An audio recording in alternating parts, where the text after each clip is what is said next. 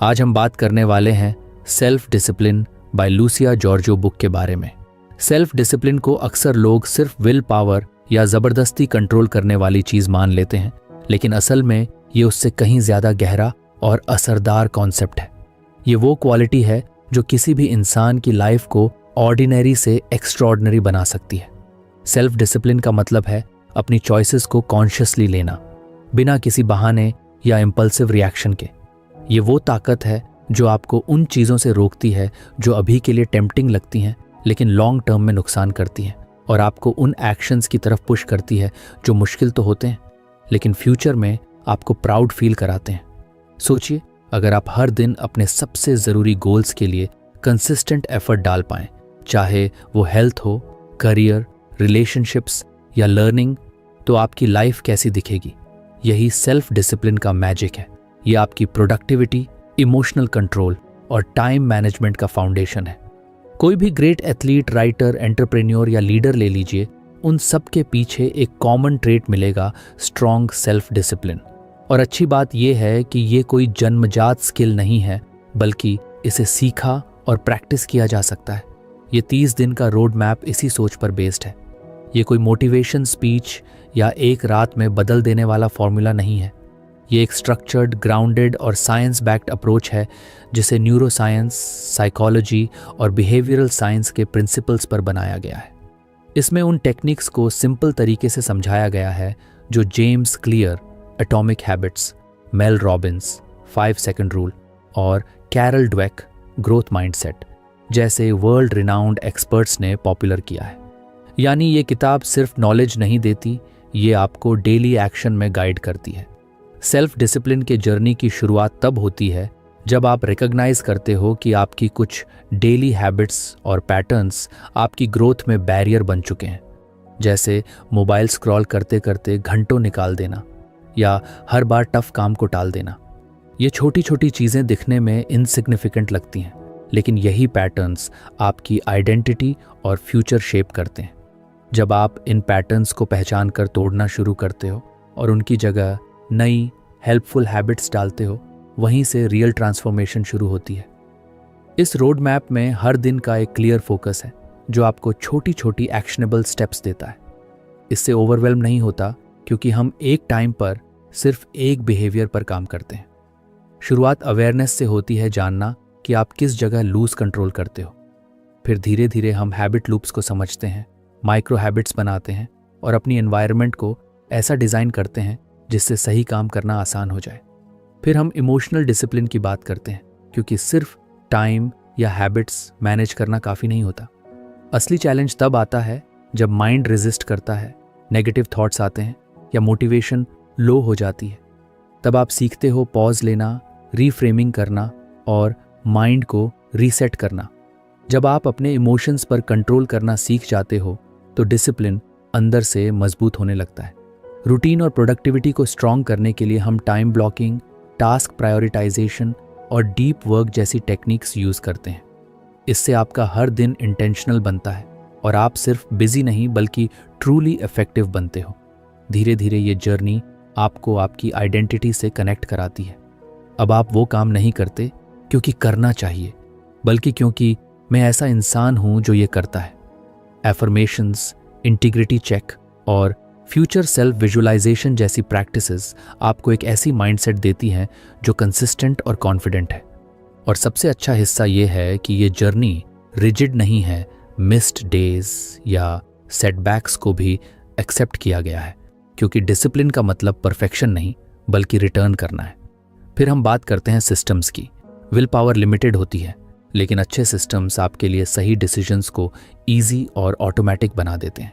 Templates, routines और pre decided responses आपको decision fatigue से बचाते हैं। जैसे जैसे आप इन सिस्टम्स को इम्प्लीमेंट करते हो, आप एफर्ट के साथ ईज भी फील करने लगते हो।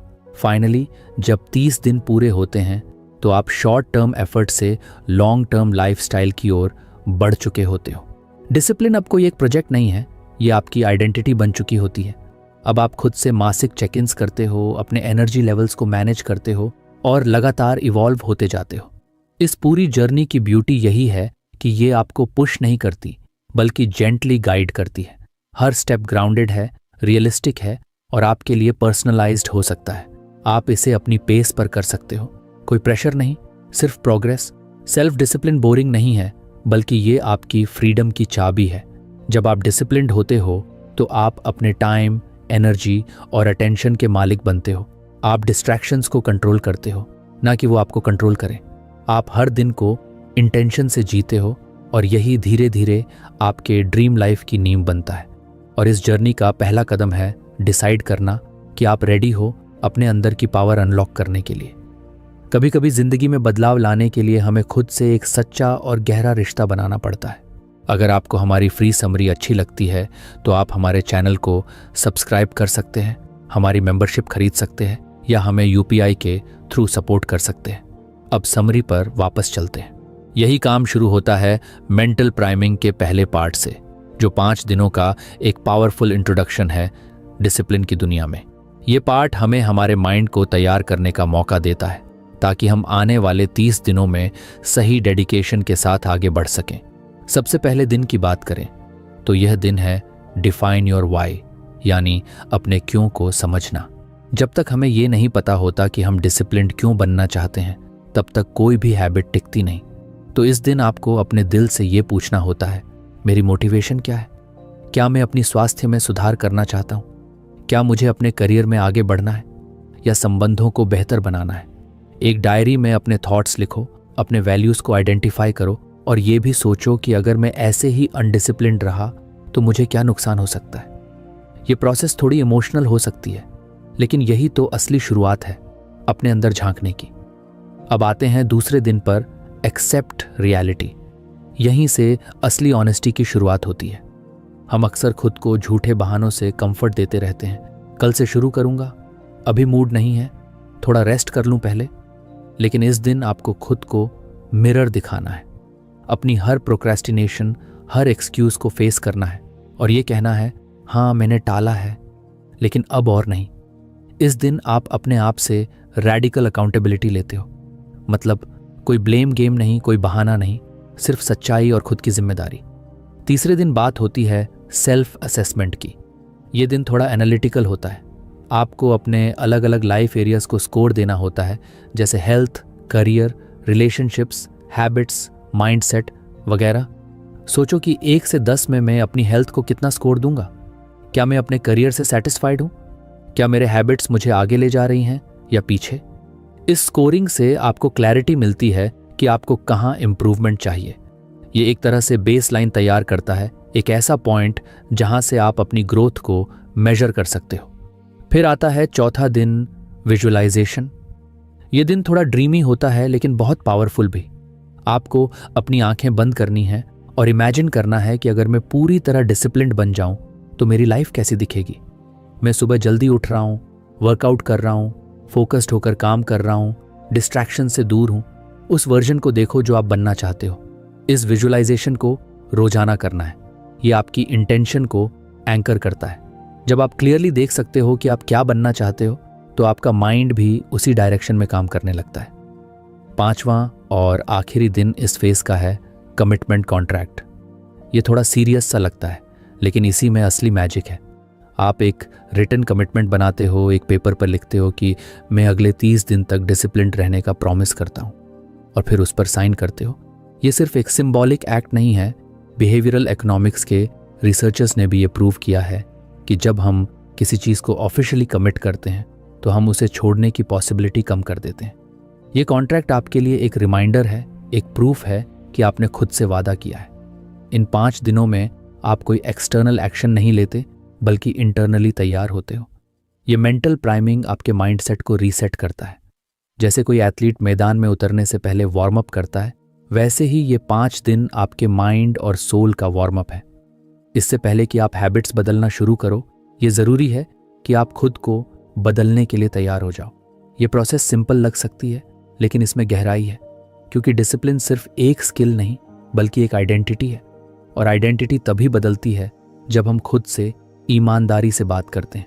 तो अगर आपने ये 5 दिन सीरियसली लिए तो आप अपने अंदर एक पावरफुल शिफ्ट महसूस करोगे, एक ऐसी शुरुआत जो आपकी पूरी लाइफ को एक नए डायरेक्शन में ले जा सकती है। तैयार हो? अब बस खुद को ऑनेस्टली फेस करने की हिम्मत चाहिए। बाकी सब आपके अंदर पहले से ही मौजूद है। अब जब माइंड तैयार हो चुका है तो अगला स्टेप आता है एक्शन का, यानी हैबिट्स बनाना। पार्ट 2 हमें सिखाता है कि हैबिट्स कैसे बनती हैं, कैसे टूटती हैं और कैसे हम छोटी छोटी चीज़ों से बड़े बदलाव ला सकते हैं। ये 5 दिन बहुत मज़ेदार और प्रैक्टिकल होते हैं, क्योंकि यहाँ हम सिर्फ सोचते नहीं बल्कि करना शुरू करते हैं। छठे दिन की शुरुआत होती है एक इंटरेस्टिंग कॉन्सेप्ट से, हैबिट लूप। चार्ल्स डुहिग की फेमस किताब द पावर ऑफ हैबिट में बताया गया है कि हर हैबिट के 3 पार्ट्स होते हैं, क्यू, रूटीन और रिवॉर्ड। मतलब कोई एक सिग्नल क्यू हमें ट्रिगर करता है, फिर हम एक काम रूटीन करते हैं और फिर उसका हमें कोई फ़ायदा रिवॉर्ड मिलता है। जैसे मान लो डिनर के बाद ऑटोमेटिकली टीवी ऑन करना एक हैबिट बन गई है। क्यू है डिनर खत्म होना, रूटीन है टीवी देखना और रिवॉर्ड है रिलैक्स फील करना। अब इसी पैटर्न को चेंज करना है, तो हम प्लान बनाते हैं कि उसी क्यू पर टीवी की जगह कुछ और किया जाए, जैसे रीडिंग करना। रिवॉर्ड वही रहेगा, रिलैक्सेशन, लेकिन एक्टिविटी बदल जाएगी। इसी तरह अपनी दूसरी हैबिट्स को भी मैप करना होता है और डिसाइड करना होता है कि क्या रिप्लेस करना है। 7वें दिन बात होती है माइक्रो हैबिट्स की, यानी इतनी छोटी हैबिट्स जो करने में रेजिस्टेंस ना हो, बिल्कुल एफर्टलेस लगे। जैसे सुबह उठते ही एक ग्लास पानी पी लेना, या सिर्फ 2 मिनट के लिए स्ट्रेच करना, या डेली 3 प्रायोरिटीज लिख लेना। ये छोटे एक्शंस देखने में सिंपल लगते हैं, लेकिन ये धीरे धीरे आपके रूटीन का हिस्सा बन जाते हैं। जब माइंड कहता है इतना छोटा काम तो कर ही सकते हैं, तब शुरुआत आसान हो जाती है। और एक बार शुरुआत हो जाए तो बड़ा काम भी अपने आप होने लगता है। ये माइक्रो हैबिट्स डिसिप्लिन की एंट्री गेट की तरह होती हैं। 8वें दिन इंट्रोड्यूस होती है एक स्मार्ट टेक्निक जिसे कहते हैं हैबिट स्टैकिंग। ये आइडिया जेम्स क्लियर की किताब एटॉमिक हैबिट्स से लिया गया है। इसमें हम नई हैबिट को किसी एग्जिस्टिंग हैबिट से जोड़ देते हैं। जैसे जब भी मैं ब्रश करूंगा उसके बाद जर्नल में 2 मिनट लिखूंगा, या जब मैं चाय बनाऊंगा उस दौरान 10 स्क्वाट्स करूंगा। इस टेक्निक की ब्यूटी ये है कि इससे आपको नई हैबिट के लिए अलग से टाइम निकालने की ज़रूरत नहीं पड़ती। आप उसे अपनी ऑलरेडी एग्जिस्टिंग रूटीन में फिट कर देते हो और वो धीरे धीरे नेचुरल लगने लगती है। 9वां दिन थोड़ा एनवायरनमेंट और ट्रिगर्स के बारे में होता है। यहाँ एक बात क्लियर की जाती है, हमारे आसपास का माहौल हमारी हैबिट्स को स्ट्रांगली इन्फ्लुएंस करता है। अगर टेबल पर बुक्स रखी होंगी तो पढ़ने का मन अपने आप करेगा। अगर चिप्स या अनहेल्थी स्नैक्स सामने रखे होंगे तो हम उन्हें अवॉइड नहीं कर पाएंगे। तो आइडिया ये है कि अपनी एनवायरनमेंट को ऐसा डिज़ाइन करो जो डिसिप्लिन को सपोर्ट करे। जैसे वर्कआउट क्लोथ्स रात में ही निकाल कर रख देना, मोबाइल से सोशल मीडिया ऐप्स हटा देना, रीडिंग नुक बनाना। ये सब छोटे चेंजेस हैं, लेकिन ये आपकी लाइफ को बहुत आसान बना सकते हैं। इस प्रोसेस को कहते हैं फ्रिक्शन को मिनिमाइज करना, यानी डिस्ट्रैक्शन कम करना और पॉजिटिव हैबिट्स को आसान बनाना। 10वां दिन रिवॉर्ड्स के बारे में है, और हाँ, ये रिवॉर्ड्स चॉकलेट या शॉपिंग तक ही सीमित नहीं है। यहाँ बात होती है रिवॉर्ड रीइंफोर्समेंट की, जो डोपामिन से जुड़ी होती है। हमारा ब्रेन स्मॉल अचीवमेंट्स को सेलिब्रेट करता है और उसी फीलिंग को हम डेली यूज़ कर सकते हैं। जैसे चेकलिस्ट में एक टास्क पूरा होते ही उसे टिक करना, कोई छोटी सी अचीवमेंट के लिए खुद को एक कॉम्प्लीमेंट देना, या किसी अच्छे काम के बाद 10 मिनट का ब्रेक लेना। ये छोटे रिवॉर्ड्स हमारी ब्रेन केमिस्ट्री को सपोर्ट करते हैं और नई हैबिट्स को एन्जॉयबल बनाते हैं। जब किसी हैबिट के साथ अच्छा फील जुड़ जाता है तो वो बार बार करने का मन करता है, और यही तो चाहिए।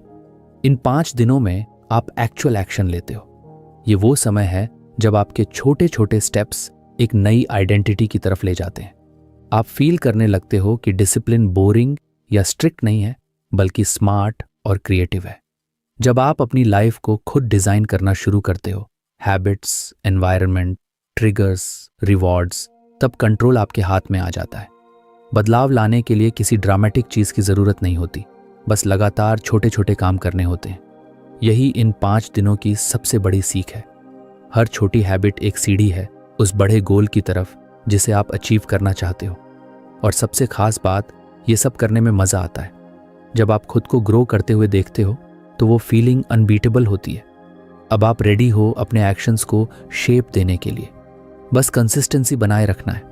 छोटे स्टेप्स ही बड़ी जर्नीज बनाते हैं। Keep going 1 micro habit at a time. अब तक आपने माइंड को प्रिपेयर किया, हैबिट्स बनानी शुरू की, और अब बारी है इमोशंस को समझने और कंट्रोल करने की।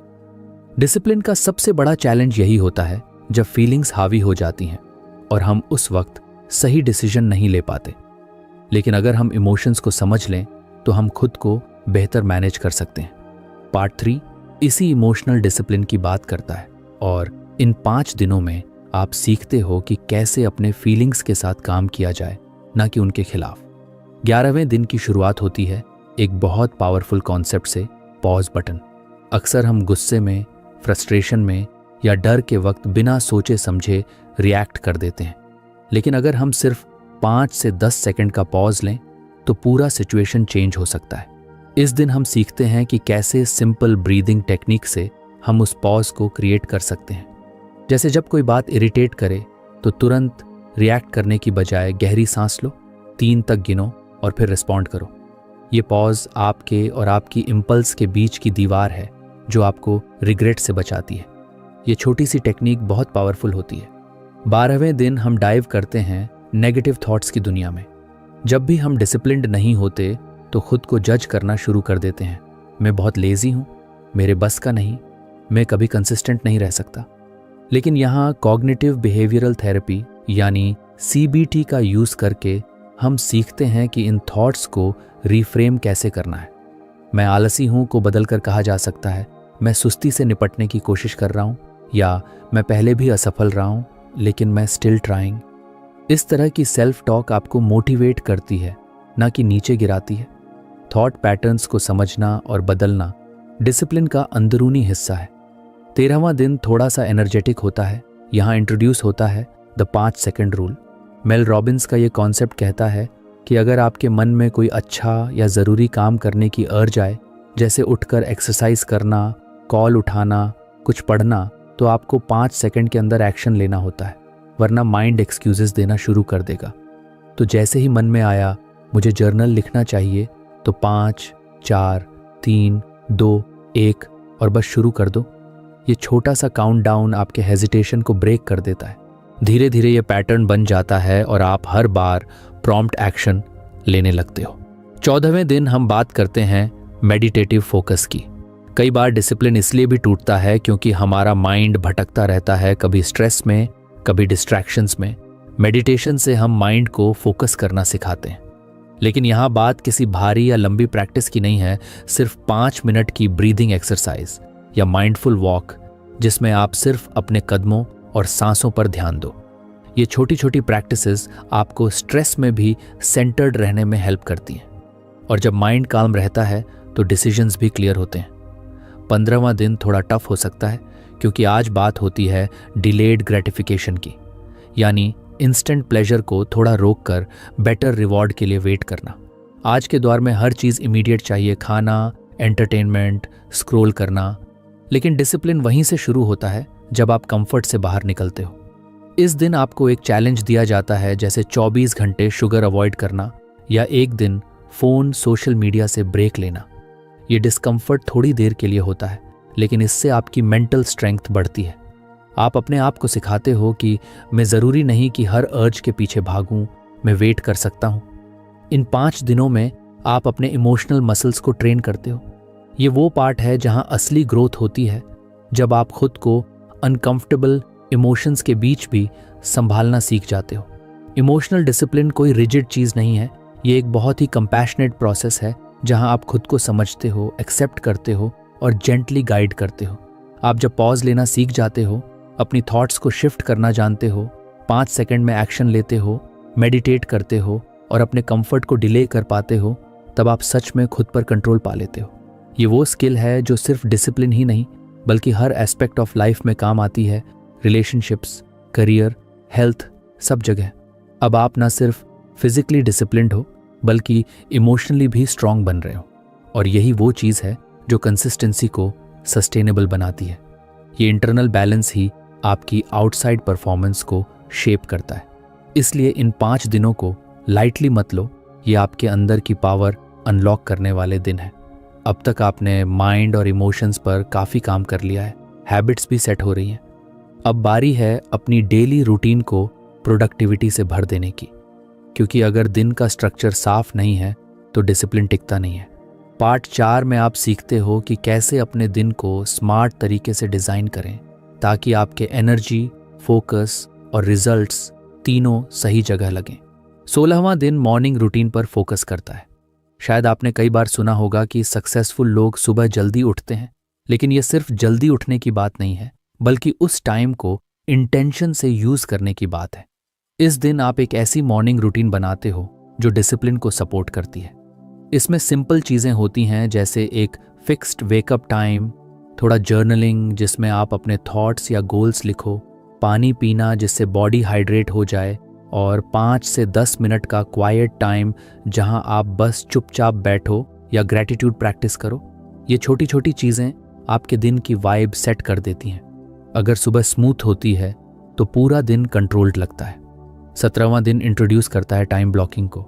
अक्सर हम मल्टीटास्क करते हैं या दिन भर रिएक्ट करते रहते हैं। किसी का मैसेज आया, कोई ईमेल आया, कुछ याद आया, और ऐसे में फोकस कहीं गुम हो जाता है। टाइम ब्लॉकिंग एक ऐसा सिस्टम है जिसमें आप अपने दिन को ब्लॉक्स में डिवाइड करते हो, जैसे सुबह 9 से 11 क्रिएटिव वर्क, फिर 11 से 12 एडमिन टास्क्स, दोपहर में रेस्ट, शाम को फिटनेस वगैरह। आप रात को ही अगले दिन की रफ प्लानिंग कर लेते हो। इससे सुबह उठते ही डिसीजन फैटीग नहीं होती, आपको पता होता है कि कब क्या करना है।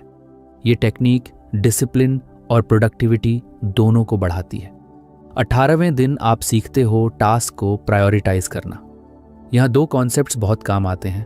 पहला, आइजनहावर मैट्रिक्स, जिसमें टास्क्स को 4 हिस्सों में डिवाइड किया जाता है। Important urgent, important not urgent, not important urgent और नॉट इम्पॉर्टेंट नॉट अर्जेंट। इससे आप समझ पाते हो कि किस काम को पहले करना है, किसे स्केड्यूल करना है, किसे डेलीगेट करना है और किसे छोड़ देना है। दूसरा कॉन्सेप्ट है 80-20 रूल, यानी 80% परिणाम सिर्फ 20% कार्यों से आते हैं। जब आप ये पैटर्न पहचान लेते हो तो आप वही काम करते हो जो असल में ज़रूरी है, बाकी नॉइज हट जाती है। 19वां दिन थोड़ा डिटॉक्सिंग टाइप है। यहाँ बात होती है डिजिटल बाउंड्रीज की। आज की दुनिया में सबसे बड़ा डिस्ट्रैक्शन है फ़ोन, सोशल मीडिया, गेम्स और एंडलेस कंटेंट। ये सब हमारे ब्रेन में डोपामिन शॉट्स देता है, मतलब क्विक प्लेजर, लेकिन धीरे धीरे रियल मोटिवेशन खो जाती है। इस दिन आपको डोपामिन डिटॉक्स ट्राई करने को कहा जाता है, यानी कुछ घंटों या एक दिन के लिए इन चीज़ों से दूर रहना। उस गैप में आप खुद को बोर्डम से डील करना सीखते हो और धीरे धीरे आपकी नेचुरल क्यूरियोसिटी और फोकस वापस आता है। आप फ़ोन को अपनी पॉकेट से निकालने से पहले एक पॉज लेना सीखते हो और ये हैबिट आपकी कंट्रोल पावर को वापस लाती है।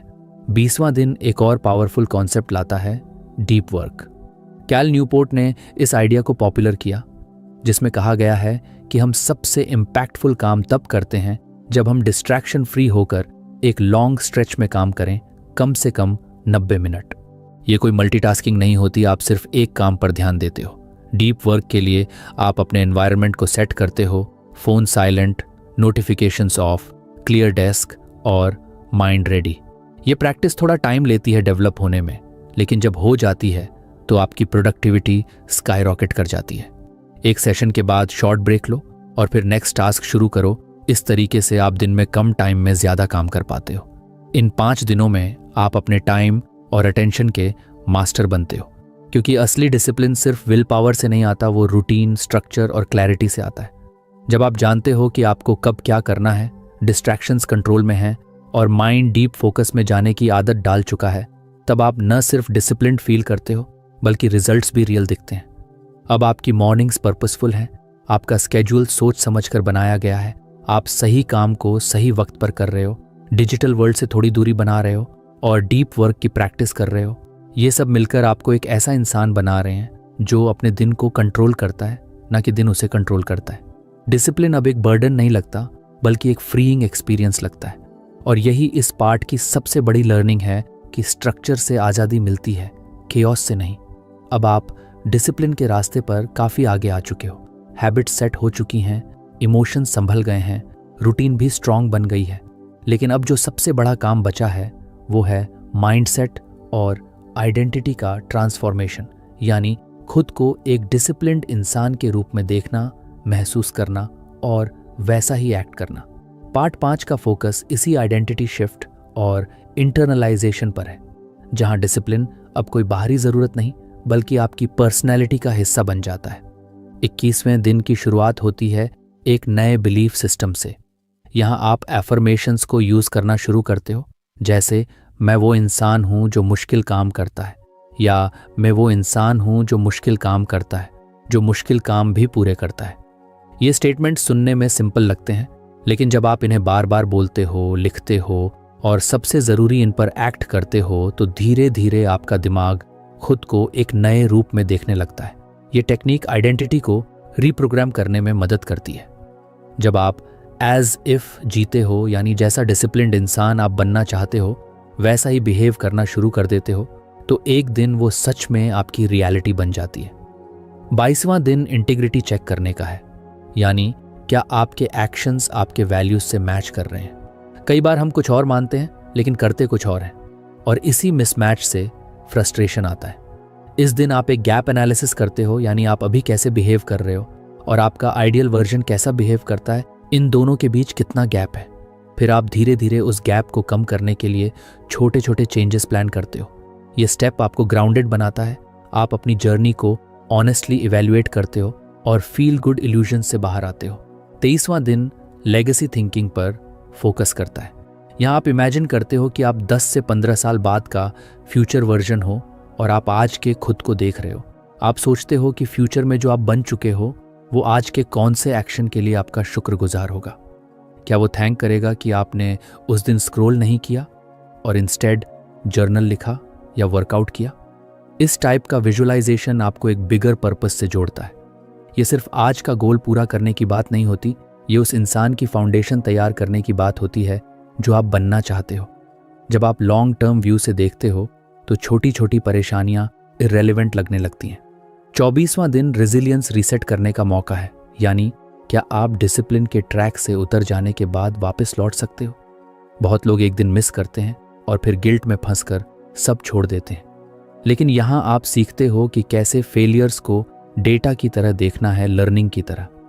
ऑल और नथिंग मेंटालिटी को छोड़कर आप अडॉप्ट करते हो ऑलवेज समथिंग अप्रोच, यानी अगर एक दिन मेडिटेशन मिस हो गया तो अगले दिन वापस शुरू करो, बिना शेम के। मोमेंटम बनाए रखना जरूरी है, परफेक्शन नहीं। 25वां दिन प्रैक्टिकल टूल्स से भरा होता है। इसे कहा गया है एंटी प्रोक्रेस्टिनेशन टूल बॉक्स। जब मन करे कोई काम टालने का तो क्या करें? यहाँ आपको कुछ मज़ेदार और इफेक्टिव टेक्निक्स मिलती हैं, जैसे डू इट बैडली फर्स्ट, यानी परफेक्ट करने की टेंशन में मत फंसो, बस शुरू कर दो, भले ही खराब वर्जन से। दूसरा तरीका है 5 मिनट का टाइमर, बस खुद से इतना कहना कि मैं सिर्फ 5 मिनट करूंगा। अक्सर उन 5 मिनट में ही इनर्शिया टूट जाता है और आप फ्लो में आ जाते हो। और फिर एक्सटर्नल अकाउंटेबिलिटी, किसी दोस्त को अपने गोल के बारे में बताओ या किसी बड़ी के साथ प्रोग्रेस ट्रैक करो। जब किसी और को पता होता है कि आपने क्या कमिट किया है तो चांसेस होते हैं कि आप उसे सीरियसली लोगे। इन 5 दिनों में आप सिर्फ हैबिट्स या रूटीन नहीं बना रहे, बल्कि अपनी इनर आइडेंटिटी को अपग्रेड कर रहे हो। आप खुद को एक डिसिप्लिन्ड, कमिटेड इंसान के तौर पर देखना शुरू करते हो। आप सेटबैक से टूटते नहीं बल्कि बाउंस बैक करना सीखते हो। आप खुद को लॉन्ग टर्म लेंस से विजुअलाइज करते हो और अपने वैल्यूज के साथ अलाइनमेंट लाते हो। अब डिसिप्लिन कोई बोझ नहीं रह गया, अब ये आपकी खुद की इमेज का हिस्सा बन चुका है।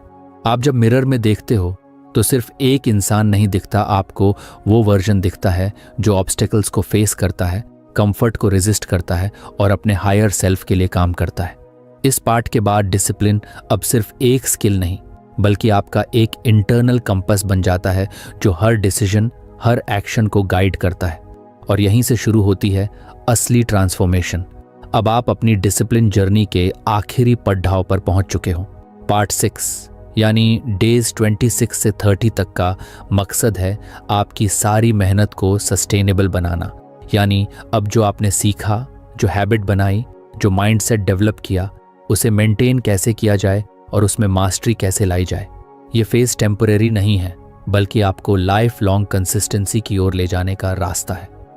26वें दिन का फोकस होता है माइलस्टोन्स को सेलिब्रेट करना। अब तक आपने बहुत सारे छोटे बड़े स्टेप्स पूरे किए होंगे, चाहे वो 1 हफ्ता सुबह जल्दी उठना हो, 10 दिन तक सोशल मीडिया से दूर रहना या डेली जर्नल लिखना। अब इन अचीवमेंट्स को रिकॉग्नाइज करना ज़रूरी है। क्यों? क्योंकि जब हम किसी काम का सेलिब्रेशन करते हैं, चाहे वो एक छोटी सी मिठाई हो, एक गुड मूवी नाइट या बस खुद से एक वेल डन, तो हमारा दिमाग उस हैबिट से पॉजिटिव इमोशन को एसोसिएट करता है। ये चीज़ हैबिट लूप को और स्ट्रॉन्ग बनाती है। सेल्फ रिफ्लेक्शन भी इसी का हिस्सा है, यानी पीछे मुड़ कर देखना कि आपने क्या सीखा, कहाँ से कहाँ पहुँचे और इससे आपको कैसा फील हुआ। 27वां दिन टूल्स के बारे में है, खासकर ट्रैकिंग टूल्स। अब जब हैबिट्स बन चुकी हैं तो उन्हें ट्रैक करना बहुत ज़रूरी हो जाता है, ताकि आपको साफ साफ दिखे कि आप कहाँ इम्प्रूव कर रहे हो और कहाँ स्टक हो। Simple weekly tracking sheets use की जाती हैं, जिसमें आप डेली हैबिट्स, एनर्जी लेवल और इमोशनल स्टेट को मार्क करते हो। ये कोई बोरिंग काम नहीं है, बल्कि ये आपकी ग्रोथ का मिरर बन जाता है। जब आप देखते हो कि पिछले 10 में से 8 दिन आपने मेडिटेशन किया या 5 दिन शुगर अवॉइड किया, तो कॉन्फिडेंस बढ़ता है और मोटिवेशन अंदर से जनरेट होता है। 28वें दिन एक बहुत इंपॉर्टेंट शिफ्ट आता है टाइम मैनेजमेंट से एनर्जी मैनेजमेंट की ओर, क्योंकि डिसिप्लिन सिर्फ ये नहीं है कि मेरे पास टाइम नहीं है। असल में प्रॉब्लम ये होती है कि हमारे पास एनर्जी नहीं होती। अब आप सीखते हो कि एनर्जी को कैसे ऑप्टिमाइज किया जाए, और इसके लिए सबसे ज़रूरी फैक्टर्स हैं अच्छी नींद लेना, क्लीन और बैलेंस्ड खाना खाना, हाइड्रेट रहना और डीप ब्रीथिंग करना। जब आपका शरीर रिचार्ज होता है तो माइंड भी फोकस्ड रहता है। आप लो एनर्जी में भी स्मार्टली काम कर पाते हो, क्योंकि आपने अपने सिस्टम को ट्यून कर लिया है। 29वां दिन आपको एक बहुत पावरफुल माइंडसेट से इंट्रोड्यूस कराता है, सिस्टम्स, विल पावर। बहुत लोग सोचते हैं कि सक्सेस सिर्फ विल पावर से आती है, लेकिन सच्चाई ये है कि स्ट्रॉन्ग सिस्टम्स सक्सेस को आसान बना देते हैं। अब आप ऑटो रूटीन्स बनाते हो, जैसे सुबह उठते ही जर्नल निकाल लेना या डिनर के बाद वॉक के लिए निकल जाना। टेम्पलेट्स और डिफ़ॉल्ट सेटिंग्स आपकी डिसीजन फटीग को कम करते हैं, जैसे हर मंडे को मील प्रेप कर लेना या हर संडे को वीकली प्लानिंग करना। इससे माइंड रिलैक्स रहता है और आप छोटे छोटे डिसीजंस में उलझते नहीं। डिसिप्लिन अब स्ट्रगल नहीं, बल्कि एक सिंपल फ्लो बन जाता है। 30वां दिन सबसे खास है। अब आप शॉर्ट टर्म गोल से निकलकर लॉन्ग व्यू को अडॉप्ट करते हो। आप एक पोस्ट 30 दिन का प्लान बनाते हो, जिसमें मंथली गोल चेक इन्स होते हैं, यानी हर महीने खुद से पूछना कि मैं कहाँ हूँ, क्या आगे बढ़ रहा हूँ या स्टक हूँ। ये स्टेप डिसिप्लिन को एक चैलेंज से आइडेंटिटी में बदल देता है। आप अब वो इंसान बन चुके हो जो कंसिस्टेंसी में बिलीव करता है, जो अपने सिस्टम पर ट्रस्ट करता है और जो अपनी एनर्जी और फोकस को सही जगह लगाना सीख चुका है। अब डिसिप्लिन आपके लिए कोई टास्क नहीं है, ना ही कोई चेकलिस्ट, बल्कि ये आपकी सोच, आपके डिसीजंस और आपकी पर्सनालिटी का हिस्सा बन चुका है। आपने शुरू में छोटे छोटे स्टेप्स लिए, फिर उन्हें ट्रैक किया, फिर इमोशंस को संभाला, रूटीन बनाया, आइडेंटिटी को अपग्रेड किया और अब आप मास्टरी की तरफ बढ़ चुके हो। डिसिप्लिन अब कोई टेम्पररी एफर्ट नहीं रहा, ये एक हैबिट नहीं, ये अब आपकी लाइफस्टाइल बन गई है। आप खुद पर प्राउड फील कर सकते हो, क्योंकि आपने न सिर्फ एक्सटर्नल डिस्ट्रैक्शंस को मैनेज किया, बल्कि अपने अंदर के कन्फ्यूजन और प्रोक्रेस्टिनेशन को भी हैंडल किया। और अब जो रोड खुला है वो इन्फिनिट है, जहां हर महीना, हर साल आप खुद का अपग्रेडेड वर्जन बना सकते हो। यही है रियल मास्टरी। तो फ्रेंड्स, ये थी हमारी आज की बुक समरी। आपको कैसी लगी कमेंट करके ज़रूर बताएं, और धन्यवाद आपका समरी एंड तक सुनने के लिए।